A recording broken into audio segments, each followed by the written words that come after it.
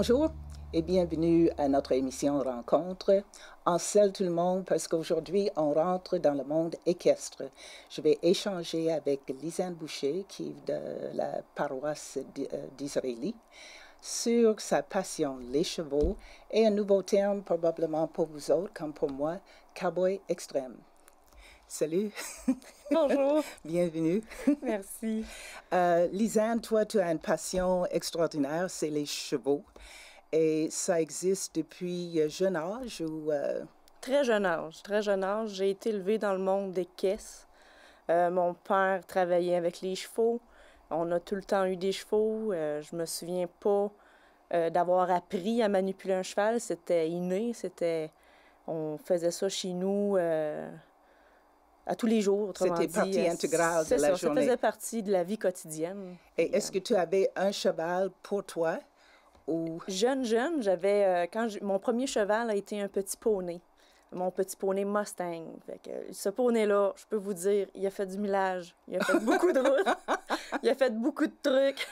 Oui. On jouait avec, on faisait vraiment tout ce qu'on peut faire avec un animal. Là. Il rentrait même dans la maison. On l'avait assis dans le lit. Oui? Oui, il était assez petit. Parce qu'il était de taille que tu pouvais le rentrer? Oui, il était de petite taille. C'était un petit poney. Okay. Pour ceux qui connaissent, c'est environ dans les 38 pouces. Fait que, oui, il rentrait dans la maison, il montait les marches, il rentrait dans ma chambre, puis là, ma mère, elle arrivait, puis elle disait « Non, pas le poney dans la maison! » Fait qu'on sortait le poney dehors. J'étais toute déçue, moi et ma petite sœur. Fait que, bref, on s'est amusé beaucoup avec ce poney-là. Des fois, on dit qui prend mari, prend pays. Oui. Toi, tu as changé de région, mais pas nécessairement le style de vie, je crois, parce que ton mari est aussi intéressé par les chevaux. Oui, c'est ça. Mon conjoint et moi, on s'est rencontrés à Saint-Tite. On s'est rencontrés là-bas, mais on savait fréquenter un peu dans l'été avant, dans les compétitions équestres, etc. Puis bref, ça s'est conclu à Saint-Tite, autrement dit. Puis j'étais allée visiter votre beau coin de pays que je connaissais pas dans ce temps-là.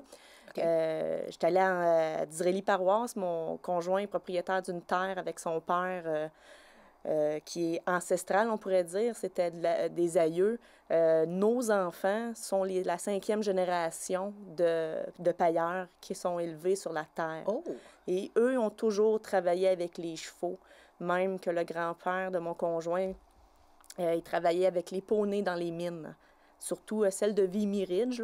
Oh, oui? Bref, oui, on a toujours été dans le monde des chevaux, ça a toujours été dans la famille de mon conjoint, puis dans la mienne aussi.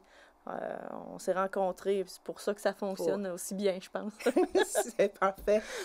Moi, c'est parce que moi, j'avais lu dans le Courrier Frontenac, puis tu étais sur la page couverture, puis il parlait de cowboy extrême. Oui. Et moi, quand j'ai entendu le mot extrême, j'ai pensé danger. Mais toi, tu m'avais expliqué que ce n'est pas du tout ça, c'est plutôt un lien avec le quotidien. Oui, c'est ça. Ben écoutez, on appelle ça, on va parler un peu du sport, un peu en tant que tel. Le sport, le cowboy extrême, c'est très, très nouveau au Québec.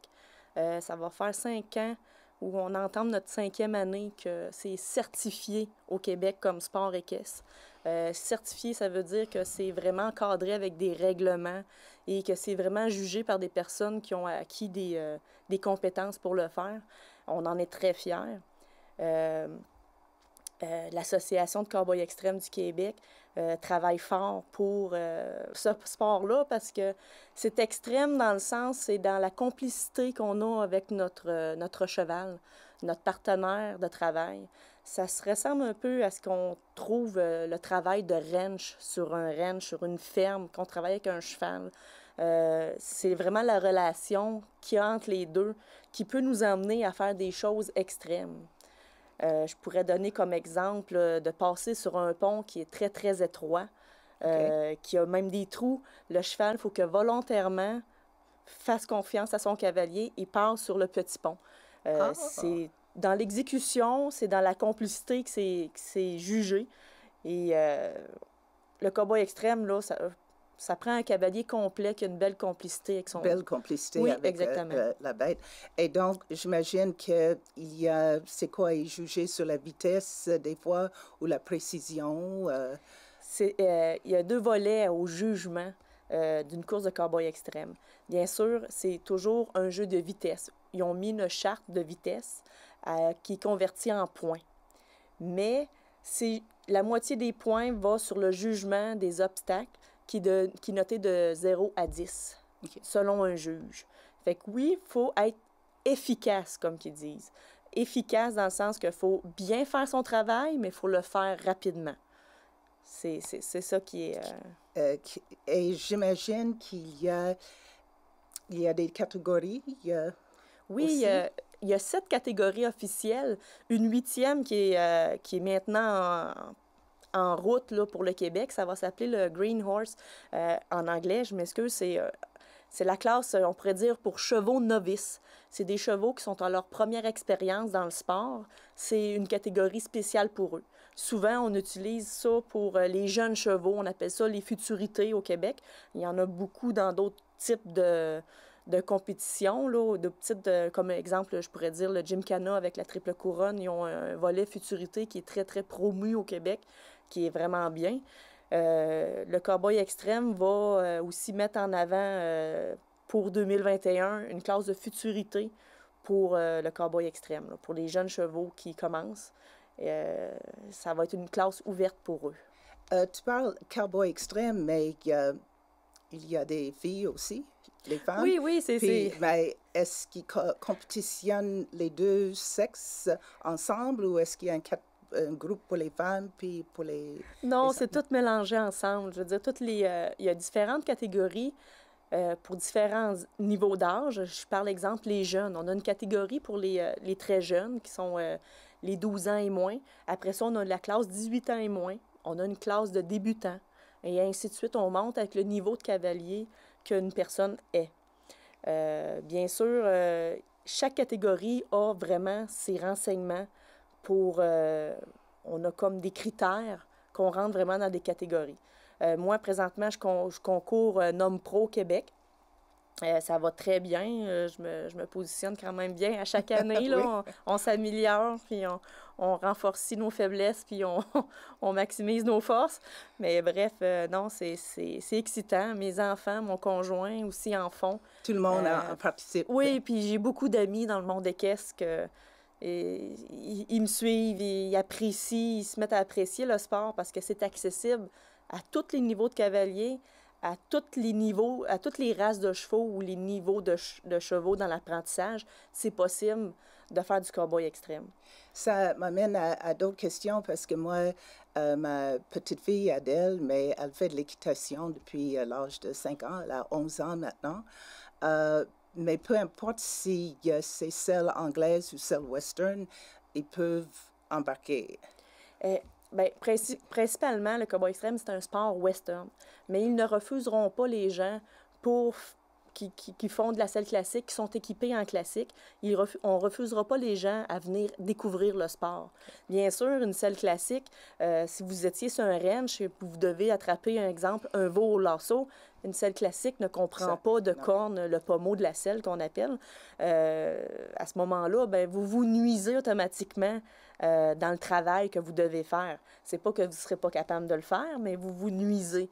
Fait que, bref, c'est sûr qu'on conseille un équipement western pour pouvoir pratiquer ce sport-là, mais c'est sûr qu'on rouvre la porte à tout le monde qui veut venir découvrir le sport, là.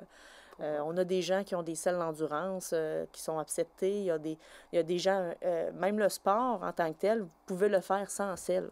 Ah oui? Oui, mais c'est justement, c'est déconseillé, car si vous avez une épreuve que vous devez attraper un animal ou qu'est-ce qu'on appelle un domé, un veau de bois, vous n'allez pas pouvoir démontrer vos aptitudes à attraper car vous n'avez pas le pommeau pour montrer que vous êtes capable de tenir l'animal au bout du lasso, etc. Ou exemple que vous avez à déménager un billot d'un point A à un point B, vous allez devoir le tirer à bras. Et si c'est trop lourd, vous faites quoi? Ça va être très difficile pour vous. Fait que, bref... toi, tu comme tu as dit, depuis jeune âge, tu as toujours été entouré des chevaux. Mais c'était quoi ton parcours que le ranch, puis là, tout d'un coup, tu te trouves là dans le cowboy extrême, puis tout est impliqué? Ben écoutez, moi, jeune, mon père faisait des tirs de chevaux. On était élevés avec des chevaux de trait à la maison. On faisait ça comme un sport le dimanche, c'était religieux chez nous. Là. On frottait les attelages le samedi pour aller tirer le dimanche. Puis on était fiers des chevaux. Les chevaux travaillaient, ils sortaient du bois, ça travaillait au foin, ça travaillait tout le temps, autrement dit. Puis on entraînait aussi les animaux pour la compétition. Et moi, j'étais une fille, hein, j'étais pas un petit gars, fait que je voulais faire tout le temps du cheval. Je voulais avoir mon cheval. J'ai eu mon premier cheval qui était mon petit poney Mustang.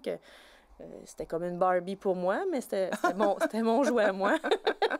Puis là, après ça, j'ai grossi de cheval. J'ai eu une petite jument de selle que mon père m'avait acheté, un petit tout-cœur que j'avais élevé puis dompté.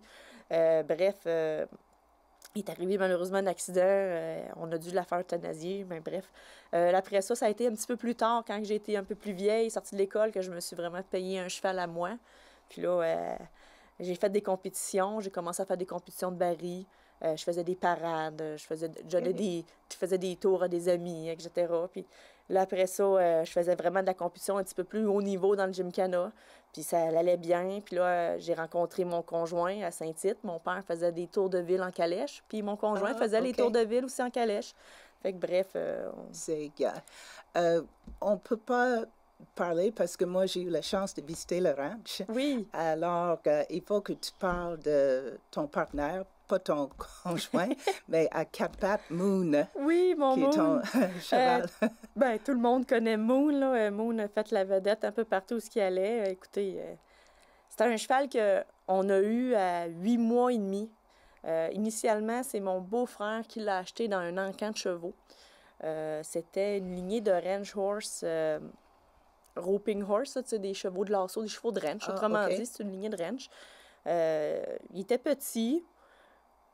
Il était tout noir, parce que vous l'avez vu, là, maintenant, il est tout blanc. Oui. Mais c'est ça. Moon était enregistré un bleu rouan. C'est une couleur grise. Et ça change de couleur?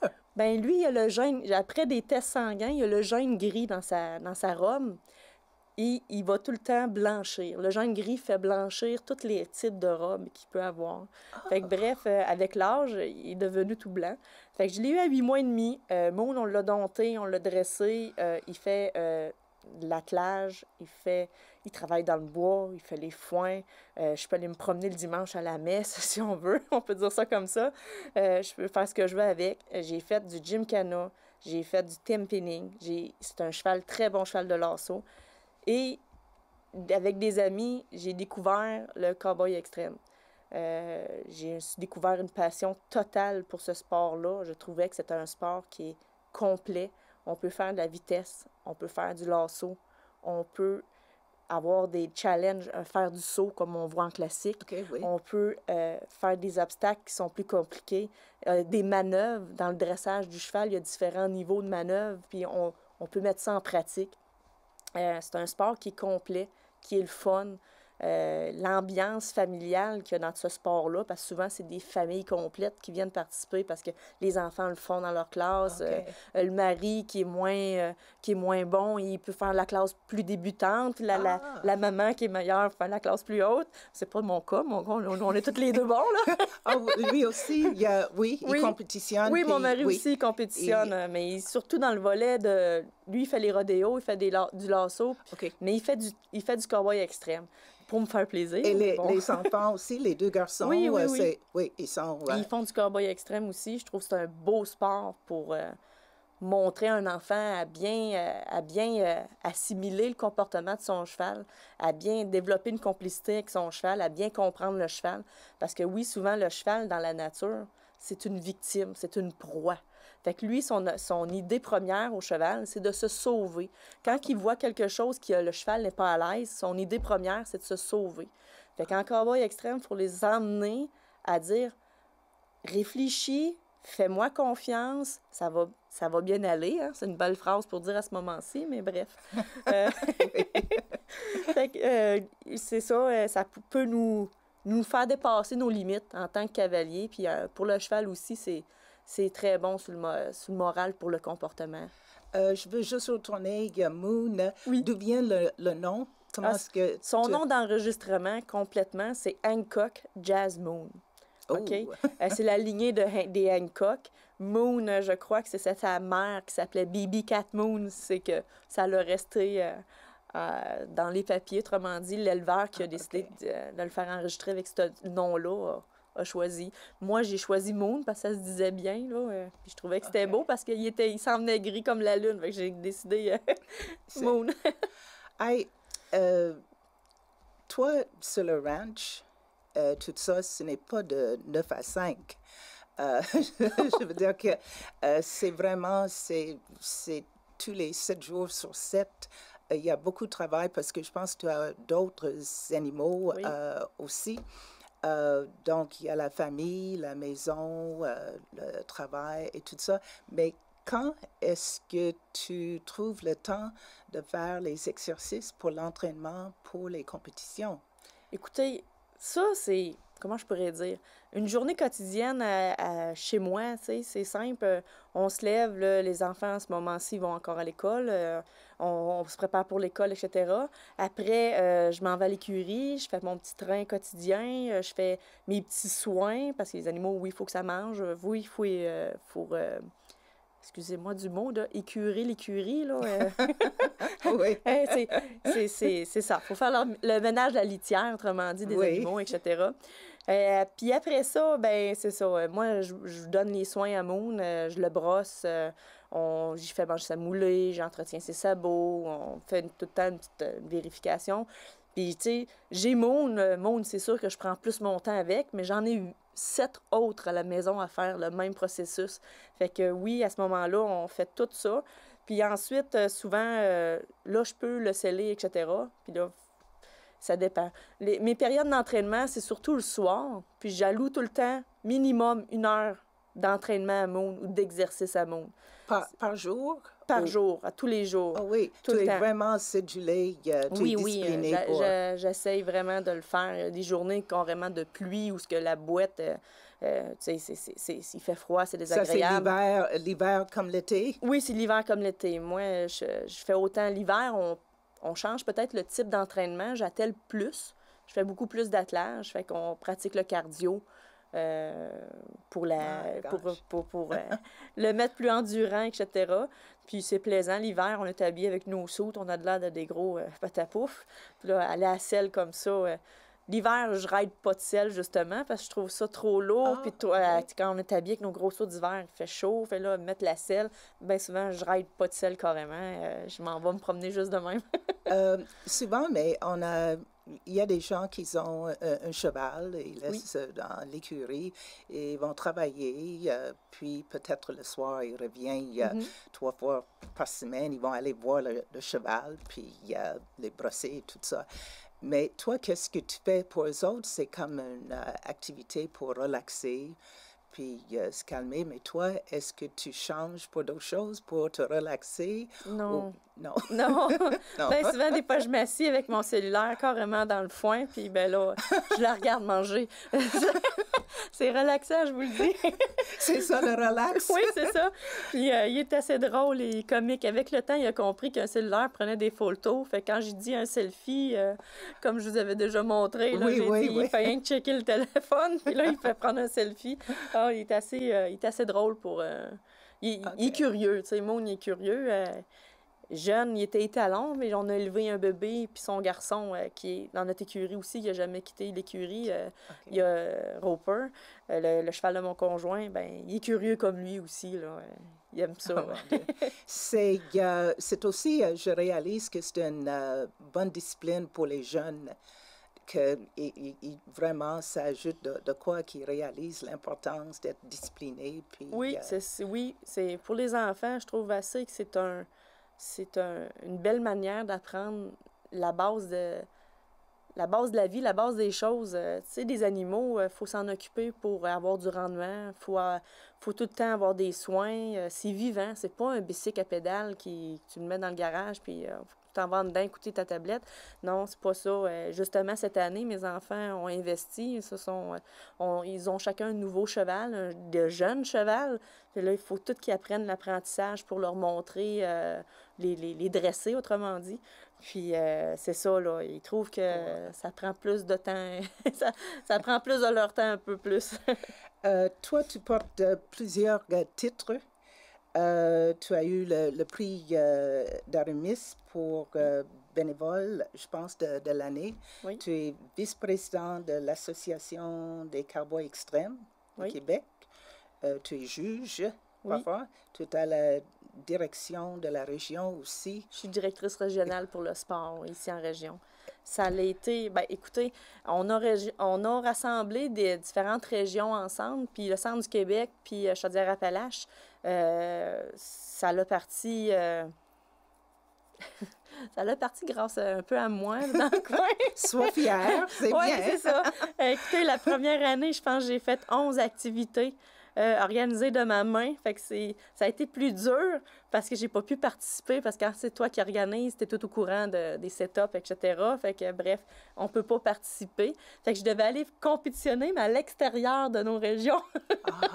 Fait que bref, j'ai réussi pareil, mais là, je suis vraiment fière. J'ai des très bons organisateurs. J'ai du monde qui ont embarqué avec moi. J'ai 2 autres directeurs, même 3 autres directeurs de région, 2 autres en Chaudière-Appalaches et un en centre du Québec, qui m'aident beaucoup dans mon travail. Puis on est rendu quasiment à 12. Ben, l'année passée, on avait 14 courses, puis on avait 12 là, cette année, mais là, avec le COVID, on a dû fermer. Là. Oui, j'imagine avec le COVID, ça a changé les choses. Oui, c'est ça, raccourci des affaires, ça des a annulé notre compétitions. saison là, complètement. Nous, on a décidé, on a pris le choix de complètement annuler la saison. Là.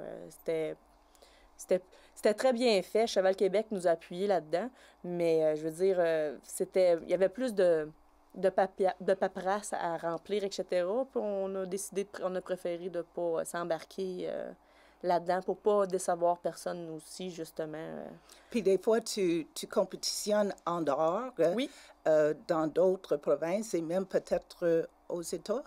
Oui, c'est ça. Ben, écoutez, mon but, c'est vraiment d'aller faire les mondiaux au Texas, les mondiales qui se déroulent à Glen Rose au Texas. Bref, c'est mon but. C'était mon but 2020, mais là, dû au COVID, ça va être remis peut-être à 2021 ou 2022. Oui, on ne sait pas. On ne sait pas l'avenir, fait que je veux pas m'avancer là-dessus, mais bref, oui. Je suis allée en Ontario aussi compétitionner, ça a super bien été. Je veux sortir un peu plus, là. Et quand tu sors comme ça, c'est avec un trailer et tout ça? Oui, c'est ça, puis, c'est le trailer, les chevaux, les enfants, les chiens. Les chiens. Oui.